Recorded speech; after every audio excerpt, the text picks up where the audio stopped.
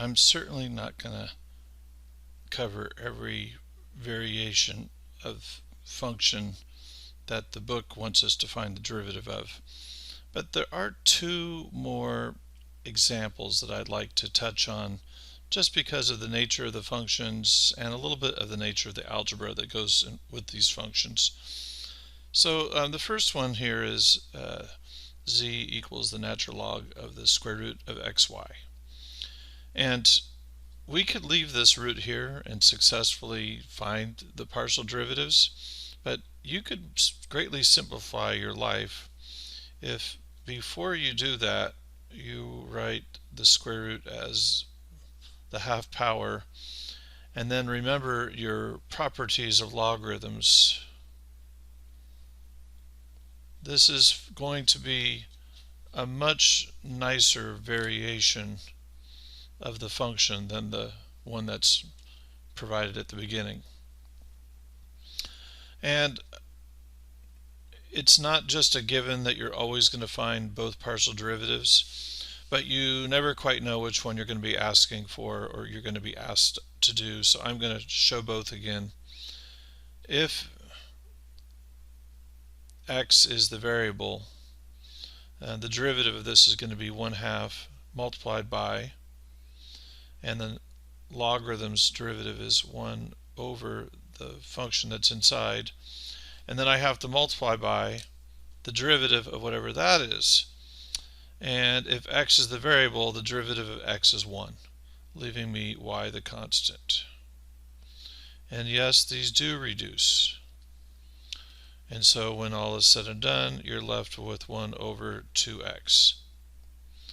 There's a couple of other ways we could verify that the y term is gone using the original and using another log property here, but we don't have time in this segment to do that.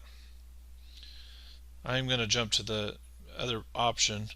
If y is the variable, it's 1/2 1 over xy multiplied by, and if y is the variable, the derivative of y is 1, leaving you with just x. We have the fraction that reduces again, so I'll be left with 1 over 2y. I don't necessarily think most students under pressure are going to correctly answer this in their head without having written something down first. It may not take much time, and it may take more time than I just did, but I cannot stress enough. Show the details, get ready to display your thought process to others so that when you're working with a team, they know what's going on and you know what they're doing also. So, one more function here. Inverse tangent. It's a fun one. But before we look at inverse tangent, I know we've done a fraction that looks something like this. Y over x can be written as y times x to the -1 power. For the finishing touches of this derivative, it's pretty important to keep track of where y is and where x is in this little story. So I just want to keep this in the corner of my paper here out of the way. So, partial derivative with respect to x. Inverse tangent. Remember, for those of you that may not be as familiar with this, this is the same as the tangent inverse, and some books only use this other notation. Some books use the inverse only, and some textbooks use a kind of a combination of the two. They're both acceptable notations. I prefer the top one as a teacher, but as a student, I like the shorter one myself. Okay, so what's that derivative formula? 1 over 1 plus this quantity squared multiplied by the derivative of this. So I have to find the derivative. If x is the variable, that's going to be negative y times x to the -2nd power.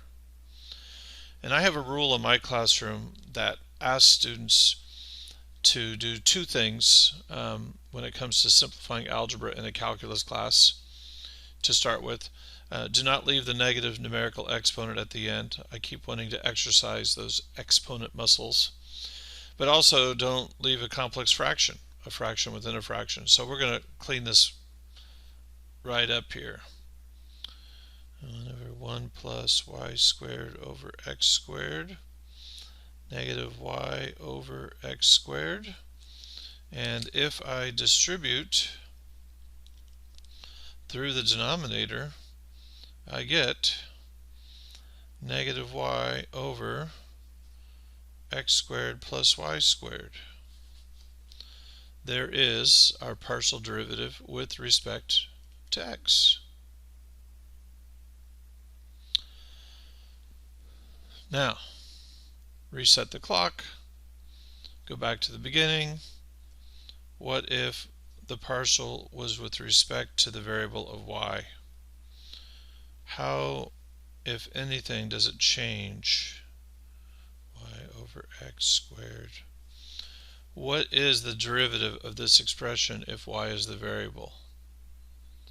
Well, that is going to be 1 times x to the negative 1. And that's going to look like this. And in my next step, y squared over x squared, 1 over x.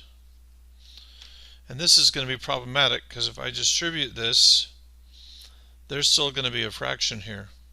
It's not going to be, so here, x squared divided by x squared equaled 1, nicknamed canceled. It won't cancel here, but it will cancel if I multiply the top and bottom by x one more time. Now this is x squared times 1, and x squared times this is y squared, and then the numerator is going to be x. They're very similar. Mysterious minus sign, no mysterious minus sign. Being able to manipulate this kind of algebra quickly is a skill that it needs constant practice and exercise to stay good at it. So when you've had gaps of time where you didn't need it, it takes a little bit more time to put it back into place again, which is why I wanted to show this one more segment before we did anything else. Now the next little segment I'm going to produce, if all goes well, is going to be a little, just a mental test of a few functions. See how fast you can crank them out with me doing very little explanation. And then we'll get into a tiny little application of the partial derivative and one more detail to wrap up this section where they just introduce only the partial derivative. So stay tuned for more exciting episodes.